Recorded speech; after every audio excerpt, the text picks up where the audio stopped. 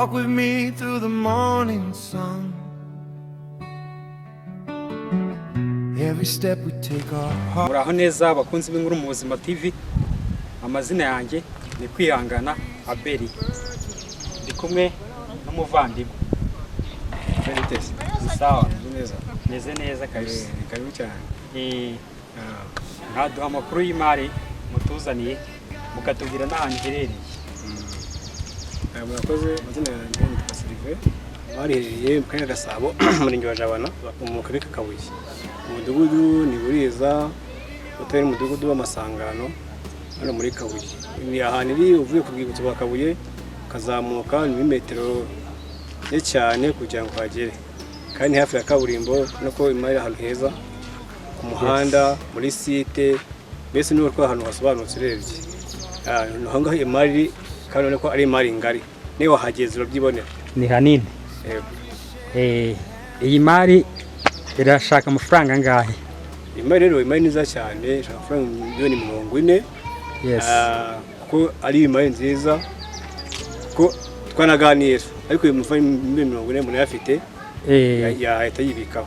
Harimo n'ibiganiro. Ibiganiro twaganira tukagundwa ko make ariko 40 kuri Inzu Nziza bayibonye ibyumba hafi 5.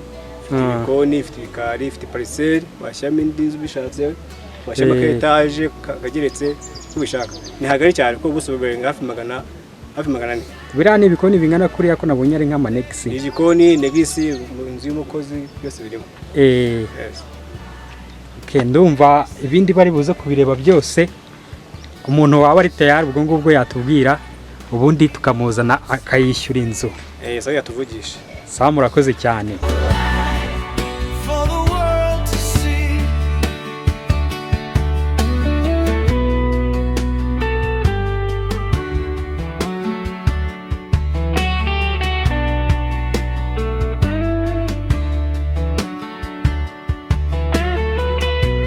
Child deserves to smile. Every step is worth a mile. Love and peace will lead the way. We can make a brighter day. Shine your light, let it guide your way. Shine your light every single day. Shine your light in your hearts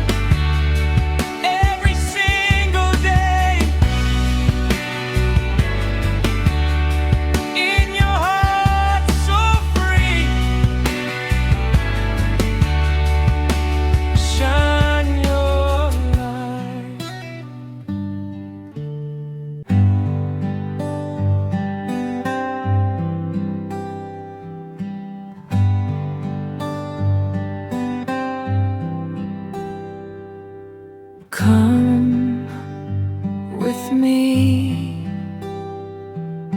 walk with me.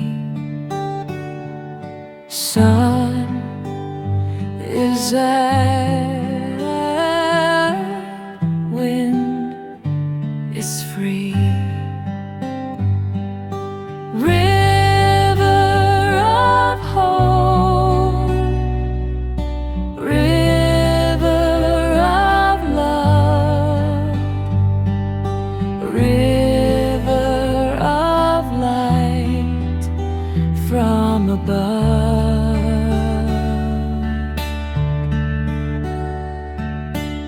River of hope, river of love, river of light. Waba ufite ubukwe cyangwa wateguye ibindi birori ukeneyemo amafoto na video nziza, Haberi Studio dukora video n'amafoto, twamamariza abafite business, dufungurira YouTube channels abifuza kuba aba content creators bashyashya babishaka tukabafasha no kuzikurikirana, kandi tugaragaza impano nshya, kwakira n'abafite ibyifuzo, abafite inkuru n'abashaka gutanga ubuhamya.